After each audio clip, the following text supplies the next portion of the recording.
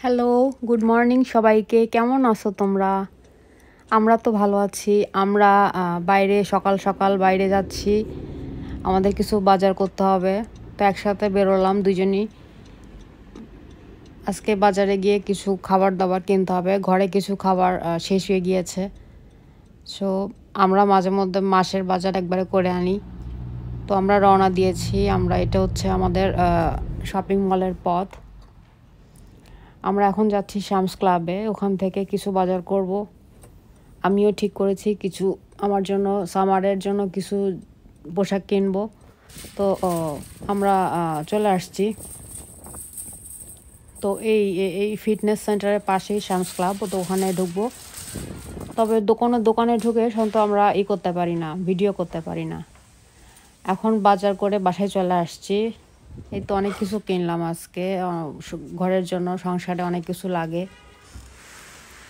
দুধ, কলা, তেল, ডিম, সাবান। আর আজকে একটা নতুন শ্যাম্পু কিনে নিয়ে আসছি। এটা নতুন আসছে বাজারে, ডাভ।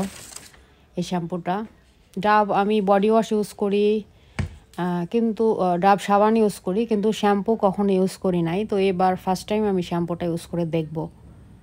আর এসেই চা বসাই দেওয়া হয়েছে। আমার হাজব্যান্ড চা বানাইছে আজকে।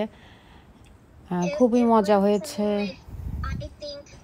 চায়ের সাথে একটু সমুচাও ছিল, সমুচা ভাজলাম, সমুচা দিয়ে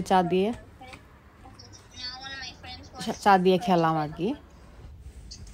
তো আমাদের একজন বৌদি, খুবই ভালো একজন বৌদি, সে আমাদেরকে নারায়ণ পূজার প্রসাদ দিয়ে গিয়েছে বাসায়। সে দিয়েছে এটা দুধ দিয়ে মাখানো, কলা দিয়ে। আর আরেকটা হচ্ছে পিঠা, মিষ্টি, রসমালাইয়ের মতো। তারপরে রান্না শুরু করে দিলাম। রান্না করলাম হচ্ছে গিয়ে রান্না করলাম এগ ফ্রাই, এটাকে এগ সালাদ আর কি। তো এটাকে খুবই টেস্টি, এটা একটা খাবার, আপনারাও ট্রাই করবেন। এটা ডিম ভাজি করে সালাদের মতো করে রান্না করেছি। তারপরে রান্না করলাম আজকে বাটা মাছ রান্না করলাম বেগুন দিয়ে, আলু দিয়ে, কাঁচামরিচ দিয়ে, শুকনো মরিচ দিয়ে। আর আমি সবসময় ভাজা জিরা গুঁড়া ইউজ করি।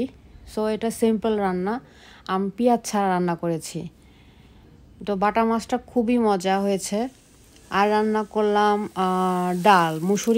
মুসুরির ডালটা পালং শাক দিয়ে রান্না করলাম। শাকটাকে তো ঘন করেই করেছি। তো এখানে সম্বারা দিয়ে দিলাম, কালো জিরা, পেঁয়াজ আর রসুন ভালো করে ভেজে নিয়ে, আর শুকনো মরিচ দিয়েছি। ভালো করে ভেজে ডালে সম্বারা দিয়ে দিলাম।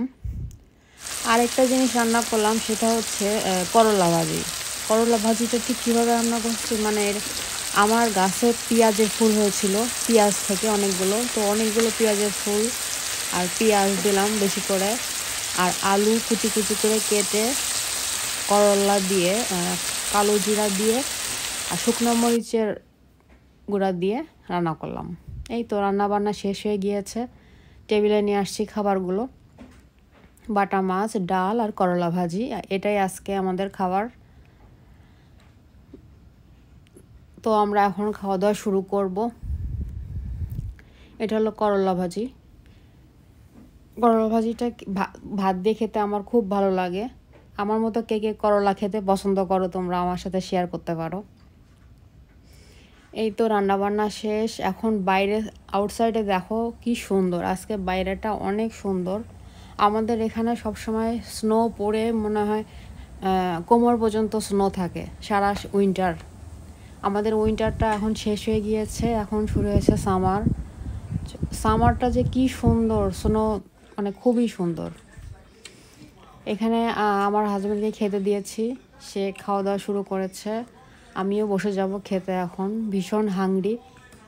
খাবার খেতে এখন বসবো সারাদিন পরে। তো ও একটা মাছ খাচ্ছিল, আমি আরেকটা বড় মাছ উঠাই দিলাম।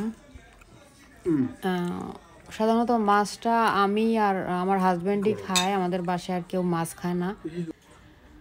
এই তো আমিও খেতে বসে গেলাম। আমি প্রথমে করলা ভাজিতে ভাত খাবো, পরে মাছ আর ডাল খাবো। তো করলা ভাজিটা আমার ভীষণই পছন্দের একটা খাবার। তো আমি এটাকে রান্নাও করেছি খুব মজা করে। তো আমার হাজব্যান্ড বলছে যে আজকে সবগুলো খাবার রান্নাই খুব সুন্দর হয়েছে, এ শুনে খুব খুশি লাগলো। তারপরে আমিও খাওয়া শুরু করলাম। আর তোমরা সবাই ভালো থেকো, আমাকে সাবস্ক্রাইব করতে ভুলো না আমার রেগুলার ব্লগ পাওয়ার জন্য। আমি বাসায় সারাদিন কি করি, আমার লাইফস্টাইল তোমরা দেখতে পারবে। তোমরা সবাই ভালো থেকো আর সবার জন্য অনেক আশীর্বাদ করো।